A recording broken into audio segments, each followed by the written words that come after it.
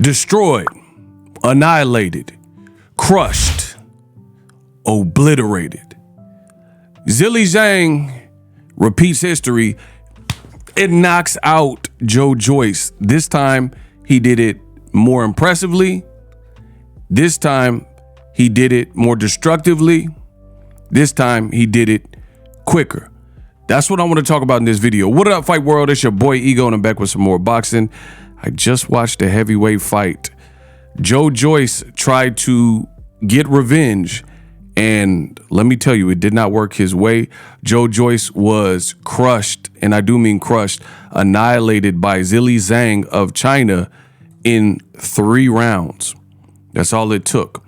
I want to give you guys the good, the bad, and the ugly. Congratulations to Zhilei Zhang for a very impressive showing that he's really that dude, and the first fight wasn't a fluke. So I knew this was going to be the outcome, because you got to look at in situations. Of course, you got Lennox Lewis and certain rematches where he's able to rematch and avenge all of his losses and beat the guy by knockout, like Oliver McCall, Hasim Rahman, etc.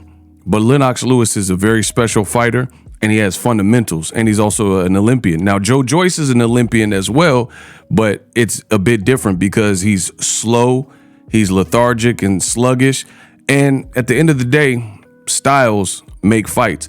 And this fight is a prime example of that in boxing. Round 1, you've seen Joyce, and he came out really tentative. He came out and he had his guard up to protect his eye, because if you watch the first fight, his eye went away and basically had a black eye. It was swollen really bad. So he was trying to protect it. And in my opinion, Joyce was fighting in a style that really isn't his. This is not how he's gotten as far as he's gotten. And I think that was a problem. So that was an early problem that your boy Ego noticed. Even though I predicted this outcome, I noticed that was a problem because Zhilei Zhang, he won the first fight. Psychologically, he should be on top. He didn't lose. He stopped Joyce. He beat an undefeated Joyce. When you're the fighter, like even if Errol Spence were to fight Terrence Crawford again, right? It looks like he triggered the rematch. Dangerous fight. Crawford is a beast, and Crawford has the psychological advantage. Same thing happened with Zhang here.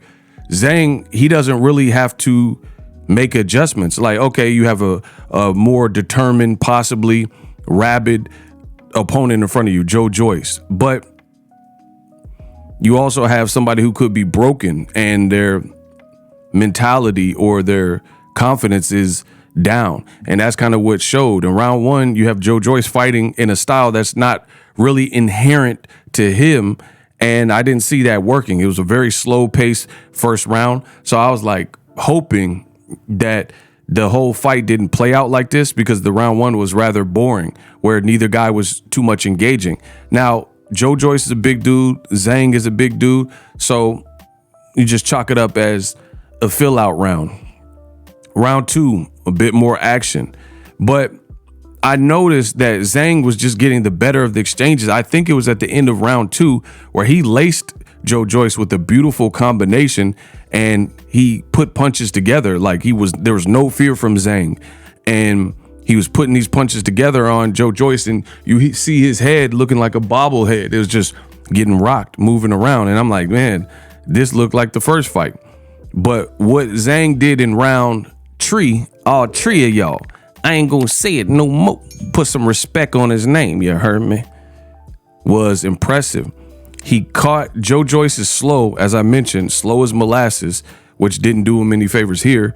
And as he started getting teed off, he kind of reverted back to form of who he's always been. And in doing that, he opened up more, and he was trying to throw more, keep this big off of him, this Chinese dude off of him, Bolo Young. You break my record, now I break you like I break your friend. And he's trying to get Zhang off of him. And in doing that, it creates more openings. You've seen a very calm southpaw Zhang, which is what you expect. He's an Olympian, and he just was taking his time. His 1-2 was beautiful. he wasn't overshowing the left hand, which he had a lot of success for.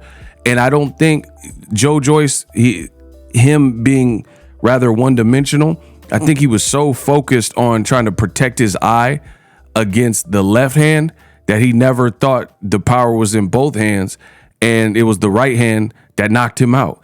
And you see a beautiful right bop that Zhang left, and then you see Joyce just crumbles.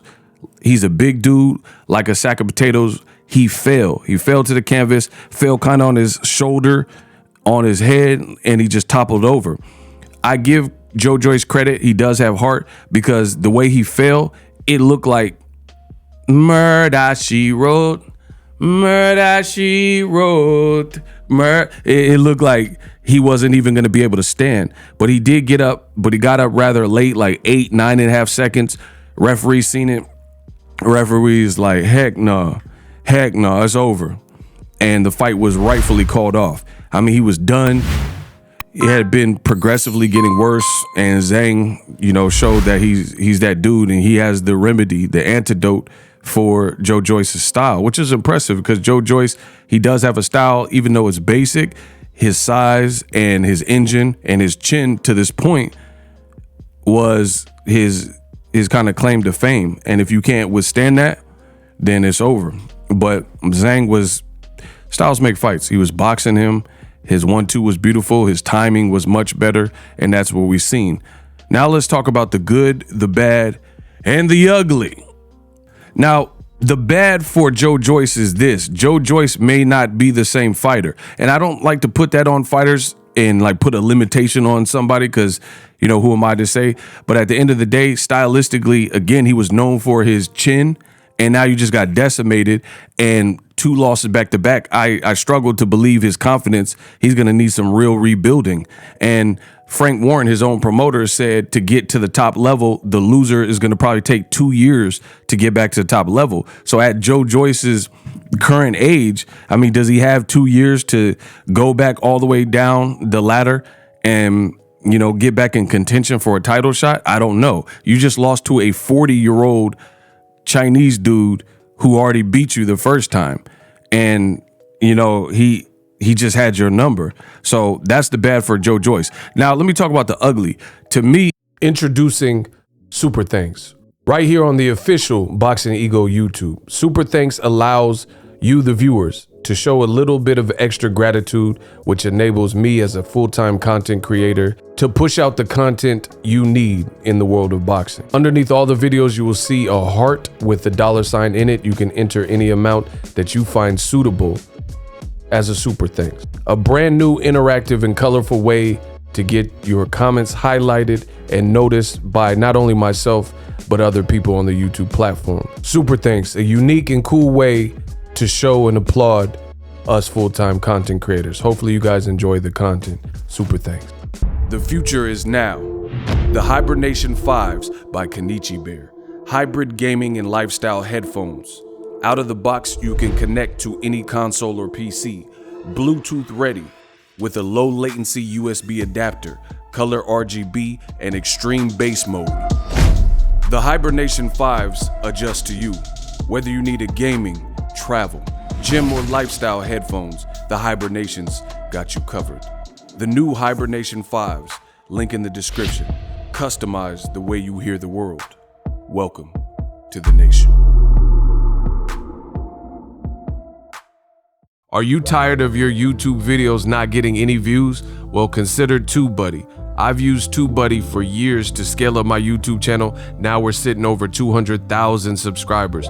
TubeBuddy is a browser extension that offers a ton of built-in productivity and time-saving services to take your channel to the next level. Use my link in the description to get started with TubeBuddy and level up your channel faster.